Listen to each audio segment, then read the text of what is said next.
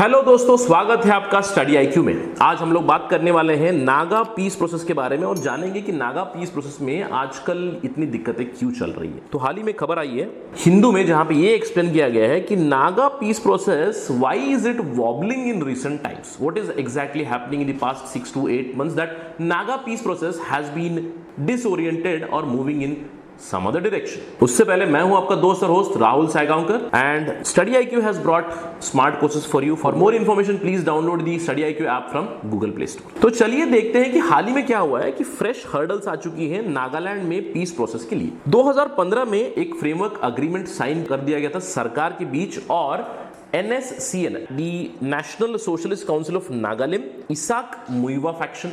तो इसाक एक लीडर है, मुइवा एक लीडर है, जो इस फैक्शन के दोनों लीडर्स हैं। इस फैक्शन के साथ हम लोगों ने एक अग्रीमेंट साइन किया था 2015 में। उसके तहत ये कहा गया था कि हम एक नई पीस एग्रीमेंट, नई पीस लाएंगे। तो अभी हाल ही में क्या हुआ है कि लेटेस्ट राउंड में ये हुआ है कि बातचीत जो चल रही है भारत सरकार और उनके जो नुमाइंदे हैं RN रवि, जो 2015 में भी इंटरलोक्यूटर थे नागालैंड और सरकार के बीच में, अभी उनको हाल ही में नागालैंड गवर्नर बना दिया गया है। जब से वो नागालैंड के गवर्नर बने तब से एंटायर प्रोसेस में बहुत सारे ट्विस्ट और टर्न्स आए हैं और हाल ही में जो पीस प्रोसेस है वो एक्चुअली वॉबली बन चुका है। तो चलिए इस चीज पर जानते हैं। इससे पहले कि मैं बात करूं RN रवि के बारे में और अभी की जो डेवलपमेंट के बारे में, मैं आपको एक छोटा सा हिस्ट्री बताना चाहता हूं नागालैंड जो इशू के बारे में। तो चलिए पहले जानते हैं नागालैंड इशू की हिस्ट्री के बारे में। जैसे आप जानते हो कि नागालैंड, या फिर मैं कहना चाहता हूं कि Assam, earlier Assam was the entire north eastern India, सबसे बड़ा स्टेट था नॉर्थ ईस्टर्न फ्रंटियर एजेंसी।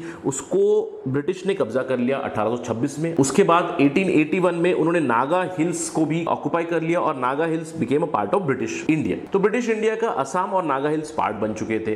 तो जैसे ही ब्रिटिश इंडिया से निकलने वाले थे 1945 के बाद, ये ऑलरेडी तय हो चुका था कि ब्रिटिश अब भारत छोड़ के जाने वाले हैं। तो धीरे धीरे पावर ट्रांसफर की बातें हो रही थी। लेकिन 1946 में ही एक नागालैंड के लीडर निकले, अंगामी फिजो। तो अंगामी फिजो ने 1946 में एक नागा नेशनल काउंसिल बनाई और जब बातचीत चल रही थी इंडिया की कि हम सारे स्टेट्स, प्रिंसली स्टेट्स, सबको एकाग्रित करेंगे, सरदार पटेल का बहुत बड़ा योगदान रहा है इसमें कि बहुत सारे स्टेट्स को वो साथ में ले आए। तो उसी दौरान 1947 में जो नागा नेशनल काउंसिल है, अंगामी फिजो द्वारा लीड की हुई थी, उन्होंने क्या किया, उन्होंने कहा कि हम भारत की यूनियन में नहीं आने वाले हैं। उन्होंने 14 अगस्त 1947 में खुद को इंडिपेंडेंट बता दिया। उन्होंने कहा कि हम एक इंडिपेंडेंट स्टेट हैं। जैसे ये हुआ तो इंडिया ने अपनी फोर्सेस भेजी। इनफैक्ट नागालैंड को इंडिया का पार्ट बनाने के लिए तब से ही काफी मशक्कत चल रही है। तो लड़ाई शुरू हो चुकी भारत सरकार और नागा नेशनल काउंसिल के बीच, जिन्होंने अपने आप को एक स्वतंत्र स्टेट बता दिया। तो जल्द ही भारत सरकार ने नागालैंड हिल्स के ऊपर कब्जा कर लिया। तभी 1952 में underground Naga federal government setup की अंगामी फिजो ने, जो नागा नेशनल काउंसिल थी, उन्होंने अंडरग्राउंड गवर्नमेंट सेटअप की। साथ ही साथ एक अंडरग्राउंड आर्मी भी बनाई और उन्होंने कंटिन्यूअसली जंग जारी रखी अपनी भारत सरकार के साथ। तो भारत सरकार भी इनके खिलाफ काफी ही सख्त कदम ले चुका था। इन्होंने कहा कि इंसर्जेंसी नहीं चलेगी। तो 1958 में भारत ने arm forces special power act लगा दिया। यहाँ पे आर्मी को काफी ज्यादा पावर दी गई। यहाँ पे उन्होंने कहा कि कोई भी एक्सट्रीमिस्ट ग्रुप है जो कहते हैं कि नागालैंड भारत से बाहर होना चाहता है, तो उनको आप एनालिट कीजिए, उनको खत्म कीजिएगा या फिर उनको टेबल पे लाइए। तो इंडिया का दावा और स्ट्रॉन्ग करने के लिए उन्होंने 1963 में जो नागा हिल्स थे, जो असम के पार्ट थे, उसको एक सेपरेट स्टेट बना दिया। तब भी नागा नेशनल काउंसिल खुश नहीं हुआ। तो लड़ाई जारी है 1950 से लेके इवेंचुअली 1975 में एक शिलोंग अकॉर्ड पास किया गया। 2 दशकों के बाद एक पीस प्रोसेस की तरफ एक प्रोग्रेस हुआ, जहां पे नागा नेशनल काउंसिल जो थी, उन्होंने कहा कि हम अब लड़ाई नहीं करेंगे। They said we are going to give up our arms और हम लोग इंडियन कॉन्स्टिट्यूशन, इंडियन संविधान के तहत कोई एक सॉल्यूशन ले आएंगे। क्योंकि हम लोगों ने देखा कि 1975 में बहुत सारी डेवलपमेंट हुई, क्योंकि जैसे कि उससे पहले जम्मू एंड कश्मीर को स्पेशल स्टेटस देकर भारत की यूनियन में रखा गया था। 1975 में सिक्किम इशू भी हुआ। सिक्किम पहले छोग्याल स्टेट था, सिक्किम को फिर इंडिया का ही एक स्टेट बना दिया गया। तो ऐसे सारे सॉल्यूशंस निकल रहे थे जहां पे संविधान के दायरे के अंदर ही कुछ सॉल्यूशन निकालना है, थोड़ी सी ऑटोनॉमी देके ये सब स्टेट्स जो कहते हैं कि हमको सिसीड होना है भारत से, तो एक आशा की किरण निकल आई जहां पे शिलोंग अकॉर्ड साइन किया गया। तो नागा नेशनल काउंसिल ने साइन किया, लेकिन बहुत से लीडर्स थे नागा नेशनल काउंसिल के 140 के आसपास जो उस समय इंडिया में नहीं थे, जो उस समय चाइना में थे। उन्होंने कहा कि हम शिलोंग अकॉर्ड एक्सेप्ट नहीं करते हैं। तो तभी 1980 में उन्होंने जो आज का आउटफिट है NSCN, national Socialist Council of Nagaland को सेटअप किया और उन्होंने कहा कि हमारी जंग जारी रहेगी, हमारी जंग भारत सरकार के जारी रहेगी जब तक हम ग्रेटर नागालैंड एक अम्ब्रेला ऑर्गेनाइजेशन नहीं बनाएंगे, एक अम्ब्रेला नेशन नहीं बनाएंगे सारे नागा लोगों को यूनाइट करके, तब तक हम लोग लड़ाई जारी रखेंगे। तो 1980 में जब NSCN बना तो NSCN भी 8 ही साल में स्प्लिट हो गया। एक फैक्शन हो गया NSCN IM, जो आई वुड से कि थोड़ा सा कम रेडिकल है। NSCN IM मतलब NSCN इसाक मुइवा, और एक दूसरा विंग बन गया NSCN खपलांग। तो NSCN खपलांग काफी रेडिकल ऑर्गेनाइजेशन है जिसको भारत सरकार ने ऑलरेडी बता दिया कि ये एक एक्सट्रीमिस्ट ऑर्गेनाइजेशन है। तो इनकी यूनिटी जैसी ब्रेक हुई तो भारत सरकार NSCN IM के साथ टॉक्स करने लगा, लेकिन NSCN खपलांग को कंटिन्यूअसली स्ट्रॉन्ग स्टेप्स देते रहे, मतलब कैरेट एंड स्टिक पॉलिसी, जहां पे carrot was dangle to NSCN IM and stick to NSCN Khaplang. तो अभी जो हमारी डील होती है वो है NSCN IM के साथ। NSCN खपलांग अभी भी काफी एक्टिव है। आपको याद होगा कुछ साल पहले भारत ने हॉट परस्यूट किया था, एक नया डॉक्ट्रिन है जहां पे NSCN खपलांग की कुछ टेररिस्ट ने भारत के आर्मी के जवानों पे अटैक किया था और वो भाग गए म्यांमार में। तो भारत के जो सेनानी थे वो म्यांमार में घुस के उन्होंने NSCN खपलांग के बहुत सारे टेररिस्ट को मार गिराया था हॉट परस्यूट डॉक्ट्रिन के तहत। तो हम अभी फिलहाल NSCN IM के साथ डील करते हैं। NSCN IM जो लेस रेडिकल ऑर्गेनाइजेशन है, उन्होंने 1997 में एक सीज फायर अग्रीमेंट साइन किया और NSCN ने कहा कि हम हमारे इंसर्जेंसी ऑपरेशन स्टॉप करेंगे और उन्होंने ये सरकार से कहा कि आप अपने काउंटर इंसर्जेंसी ऑपरेशन स्टॉप कीजिए। तो एक तरह का एक सीज फायर, एक तरह का एक अंडरस्टैंडिंग हुआ कि लड़ाई नहीं करेंगे और हम लोग टेबल पे आकर बातचीत करेंगे। तो बातचीत जारी है अभी भी NSCN IM और सरकार के बीच में। 2015 में एक फ्रेमवर्क अग्रीमेंट साइन कर दिया गया था मोदी सरकार और NSCN IM के बीच। याद रखिएगा, फ्रेमवर्क मतलब ये फाइनल अग्रीमेंट नहीं है, ये फाइनल अकॉर्ड नहीं है, एक फ्रेमवर्क के तहत अभी भी बातचीत चल रही है। यहाँ पे अभी सरकार ने ये मान लिया है कि नागालैंड का एक यूनिक कल्चर है, यूनिक हिस्ट्री है और उनकी यूनिक पोजीशन है नागास की, तो उनको कुछ स्पेशल प्रोविजंस मिलने चाहिए, स्पेशल प्रावधान मिलने चाहिए। ऑलरेडी अनुच्छेद 371 के सेक्शन में ऑलरेडी नागालैंड को कुछ स्पेशल प्रोविजंस हैं, लेकिन जो NSCN IM के डिमांड्स है तो उसको मद्देनजर रखते हुए अभी डिस्कशन चल रही है सरकार और NSCN IM के बीच में। तो चलिए देखते हैं NSCN IM के क्या डिमांड है, NSCN इसाक मुइवा ग्रुप के क्या डिमांड है। उन्होंने क्लियर कट ये बता दिया कि हमको कुछ इस तरह का टेरिटरी चाहिए। उन्होंने एक ग्रेटर नागालैंड का मैप किया है। उनका सबसे बड़ा डिमांड ये है कि हमें एक सेपरेट देश बनना है ग्रेटर नागालैंड, और ग्रेटर नागालैंड है ये। उन्होंने कहा है कि हमारे जितने भी नागा इनहेबिटेंट्स हैं हम सबको यूनाइट करेंगे और एक अम्ब्रेला एडमिनिस्ट्रेटिव सेटअप लाएंगे, एक अम्ब्रेला कंट्री लाएंगे। यहाँ पे बहुत सारी दूसरे राज्यों की भी पार्ट्स है, दूसरे देश का भी पार्ट है। मैं कहना चाहता हूँ अरुणाचल प्रदेश की कुछ टेरिटरीज आती हैं ग्रेटर नागालैंड में, मणिपुर की आती है, असम की आती है और बहुत ही स्ट्रेंजली बहुत सा टेरिटरी म्यांमार का भी आता है। तो एक तो ये आंतरिक विषय भी हो गया है और इंटरनेशनल विषय भी बन चुका है। उन्होंने ये कहा है कि बहुत सारी टेरिटरी म्यांमार से भी आनी है। तो एक तो ये है कि हमें अलग देश बनना है, हमारा अलग मैप होगा, साथ ही साथ एक हमारा अलग कॉन्स्टिट्यूशन या संविधान होगा जिसको वो येजाबो कहते हैं। वो कहते हैं कि हमें एक सेपरेट फ्लैग भी चाहिए। तो ये है NSCN IM की डिमांड, लेकिन इसके ऊपर बातचीत चल रही है। तो चलिए देखते हैं कि रीसेंट डेवलपमेंट क्या है। ये तो हम लोगों ने देखी है कि अगस्त 2015 में भारत सरकार और NSCN इसाक मुइवा फैक्शन के बीच में फ्रेमवर्क एग्रीमेंट हुआ जहां पे बातचीत चल रही है। तो नवंबर 2017 में भारत सरकार ने एक बहुत ही बड़ा कदम उठाया। भारत सरकार ने क्या किया, क्यों सिर्फ NSCN IM के साथ हम बात करें, उन्होंने क्या किया, नागा नेशनल पॉलिटिकल ग्रुप को भी टेबल पे लाया। उन्होंने कहा कि NSCN IM तो एक ग्रुप है, उसके अलावा NNPG को भी लाया। NNPG is a conglomerate of 7 political parties. तो यहाँ पे 7 डिफरेंट पार्टीज है जिनको उन्होंने टेबल पे लाया। उन्होंने कहा कि सब साथ में मिलकर बातचीत करते हैं।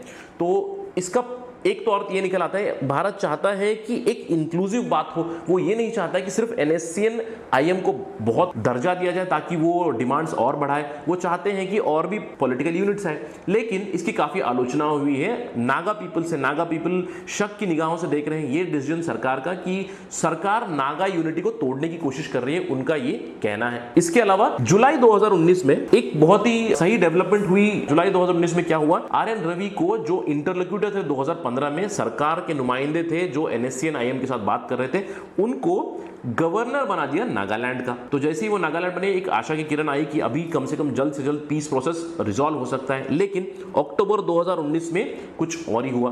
अक्टूबर 2019 में NSCN IM, NSCN Isak Muivah के लीडर जो है थ्यूगेलंग मुइवा और जो भारत के नुमाइंदे हैं RN रवि जो अभी गवर्नर भी हैं, उनके बीच में एक बातचीत हुई। वो इस आशा से थी कि एक ऑनरेबल सॉल्यूशन निकला जाए।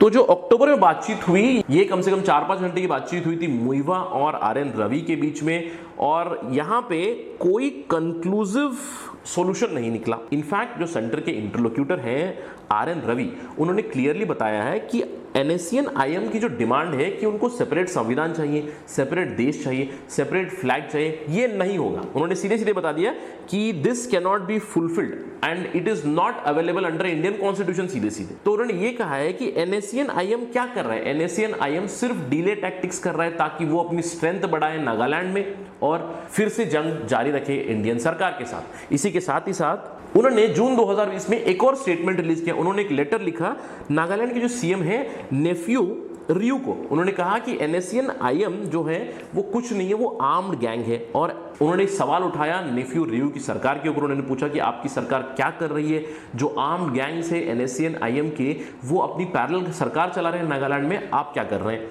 तो इसके ऊपर NSCN IM ने बहुत ज़्यादा ऑफेंस लिया। उन्होंने कहा कि RN रवि ने हमको आर्म्ड गैंग क्यों बुलाया। उन्होंने कहा कि RN रवि को आप हटा दीजिए, RN रवि जो है वो एंटायर पीस प्रोसेस को हैम्पर कर रहे हैं। इनफैक्ट उन्होंने कहा है कि RN रवि को रिजाइन करना चाहिए या फिर उनको भारत सरकार को रिमूव कर देना चाहिए। लेकिन RN रवि की सपोर्ट में NNPG के जो बहुत से पॉलिटिकल ग्रुप से, उन्होंने कहा है कि रवि को रहना चाहिए और उनको ही एक अग्रीमेंट, भारत के संविधान के दायरे में एक अग्रीमेंट साइन करना चाहिए।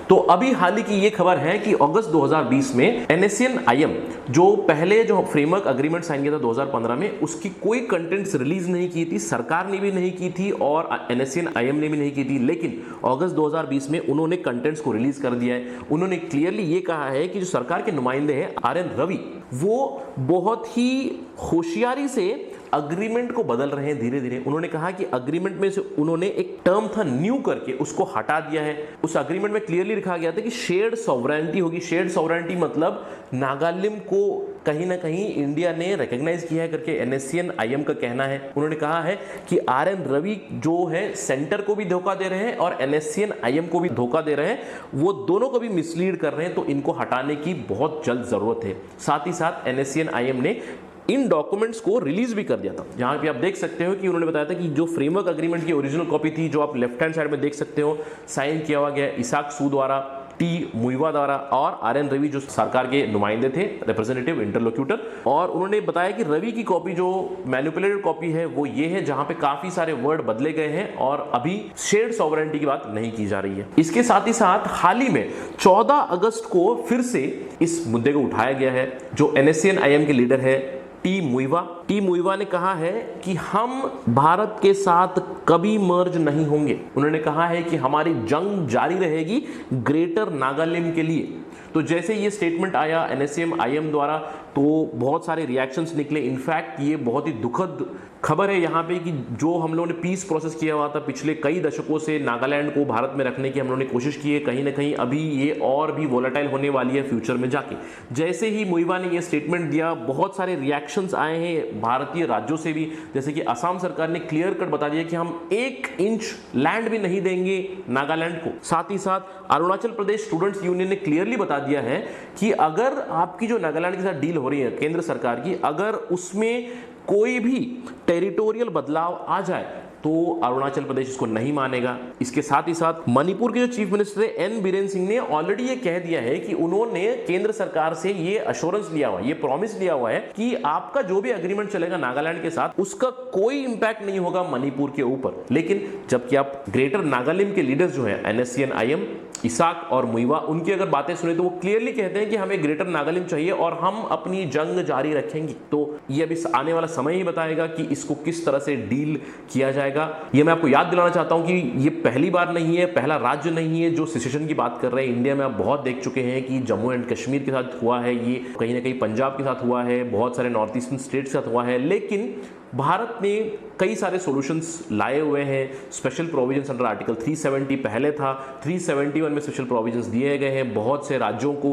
तो कोई भी सॉल्यूशन आएगा, इंडिया का एक क्लियर कट डेफिनेशन है कि कोई भी राज्य अगर सिसीड होना चाहता है तो उनको ये अलाउड नहीं है। अगर आपको कुछ भी चाहिए, कोई स्पेशल प्रोविजंस चाहिए, it is only possible with in the bounds of constitution. मतलब संविधान के दायरे में अगर कोई भी सॉल्यूशन चाहिए तो हम आपको दे सकते हैं। जब तक आप ये सिसेशन की बात करोगे तब तक आपके साथ कोई डील नहीं होगी। तो आगे जो भी डेवलपमेंट होगी हम आपको लाते रहेंगे जल्द से स्टडी IQ पर। आशा करता हूं कि ये वीडियो आपके लिए यूजफुल रहा है। Thank you very much. जय हिंद।